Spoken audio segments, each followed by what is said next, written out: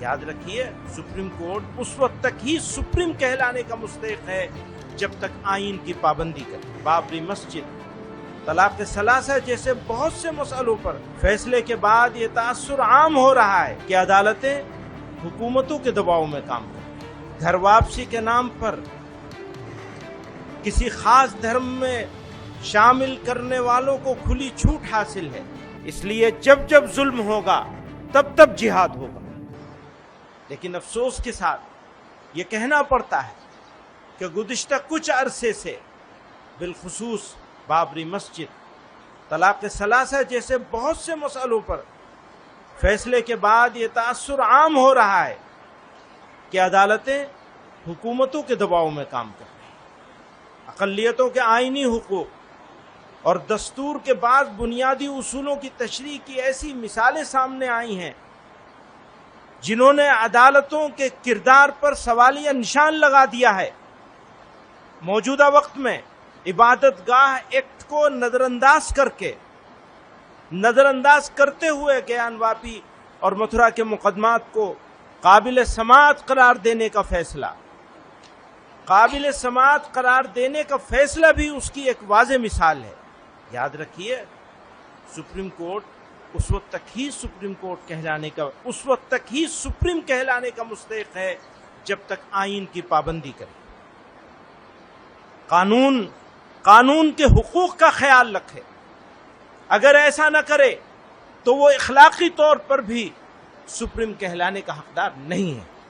گھر واپسی کے نام پر کسی خاص دھرم میں شامل کرنے والوں کو کھلی چھوٹ حاصل ہے، ان پر کوئی سوال نہیں اٹھایا جاتا، نہ قانونی کارروائی ہوتی ہے۔ یوں قانون کا مقصد غیر جانبداری نہیں رہتا بلکہ ایک خاص مذہبی سمت کی طرف سماج کو دھکیلا جانا ہے۔ میں نے تو ہندوستان میں مرنے کا فیصلہ کر لیا ہے۔ جہاد، اسلام اور مسلمانوں کے دشمنوں نے اسلام کی مقدس اصطلاحات مثلا جہاد کے لفظ کو ایک گالی، فساد اور وائلنس کا ہم نام بنا دیا ہے۔ لو جہاد، لینڈ جہاد، تعلیم جہاد، تھوک جہاد وغیرہ جیسے جملے استعمال کر کے مسلمانوں کی سخت دل آزاری اور ان کے مذہب کی توہین کی جا رہی ہے۔ افسوس کا مقام ہے کہ حکومت اور میڈیا میں بیٹھے ذمہ دار افراد بھی اس طرح کے الفاظ استعمال کرنے میں کوئی شرم محسوس نہیں کرتے اور نہ ایک کمیونٹی کی دل آزاری کی پرواہ کرتے ہیں۔ پرواہ کیا کریں گے؟ یہ تو اس کمیونٹی کی دشمنی میں کرتے ہیں۔ یہ تو پرانے دور سے چلا آ رہا ہے کہ کہیں بھی دہشت گردانہ عمل پیش آ جائے تو اس کو جہاد کا نام دے کر اسلام اور مسلمانوں پہ تانے، تہمتیں اور ناحق الزام عائد کیے جاتے ہیں۔ یہ واضح ہونا چاہیے کہ اسلام میں جہاد ایک مقدس دینی فریضہ ہے۔ جہاد قرآن میں کئی معنوں کے لیے استعمال ہوا ہے، لیکن جس معنی کے لیے بھی استعمال ہوا ہے فرد سے لے کر سماج و انسانیت کی بھلائی، ان کی سربلندی اور ان کی عزت و وقار کے قیام کے لیے ہوا ہے۔ جہاں جنگ و قتال کے معنی میں استعمال ہوا ہے وہ بھی ظلم و فساد کے خاتمے اور انسانیت کی بقا کے لیے ہے۔ اس لیے جب جب ظلم ہوگا تب تب جہاد ہوگا۔ میں اس کو دوبارہ کہتا ہوں، جب جب ظلم ہوگا تب تب جہاد ہوگا۔ اس لیے میں کہتا ہوں کہ مشکلات زندگی کی علامت ہیں۔ مردہ قومیں مشکلات میں مبتلا نہیں ہوتی، وہ تو سرنڈر کر دیتی ہیں۔ وہ کہیں گے وندے ماترم پڑھو تو پڑھنا شروع کر دیں گے۔ تو یہ پہچان ہوگی مردہ قوم ہونے کی، اور اگر زندہ قوم ہے تو پھر حوصلہ بلند کرنا پڑے گا، حالات کا مقابلہ کرنا پڑے گا۔ سے بھاشن دیا ہے وہ نہ کیول بھڑکاؤ ہے اپیتو دیش کو وبھاجن کی اور لینے کی ان کی کوچیشٹا ہے۔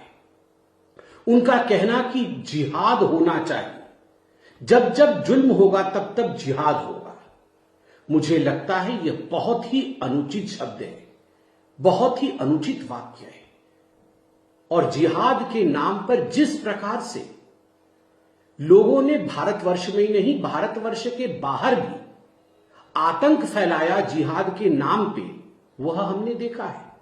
تو سوبھاوک روپ سے یہ کہنا کہ بھارت میں جہاد ہوگا ایک بہت ہی irresponsible، غیر ذمہ دارہ जिम्मेदारी से भरा हुआ एक वचन है। देखिए, मौलाना मदनी जैसा कद्दावर नेता जिसको मुस्लिम समाज अपना आदर्श समझता है, वो अगर सारे मुसलमानों को जिहादी कहता है, सारे मुसलमानों को ऐसी कौम बताता है जो जुल्मों की शिकार है, और सारे मुसलमानों को ये आह्वान करता है कि तुम जिहाद करो, और सारे गैर मुसलमानों को मुर्दा बताता है, यानी जो बंदे मातरम बोलते हैं वो मुर्दा कौम है, मुर्दा का प्रतीक है। मैं पूछना चाहता हूं इस मौलाना मदनी को कि क्या मेरे जितने भी स्वतंत्रता सेनानी थे, जितने भी वीर जवान हैं जो सेना की जो अग्नि पंक्ति में खड़े हुए हैं, हमारी सुरक्षा कर रहे हैं, तुम्हारी भी सुरक्षा कर रहे हैं, क्या वो सारे मरी कौम है क्या? मैं एक और बात पूछना चाहता हूं कि आखिरकार माननीय सर्वोच्च न्यायालय पर भी इसने जो उंगली उठाई है, जिस प्रकार से इन्होंने कहा है कि सर्वोच्च न्यायालय सुप्रीम होना चाहिए लेकिन सुप्रीम काम भी करे, इसका सर्टिफिकेट तुम बांटोगी क्या? जिहाद की पराकाष्ठा है।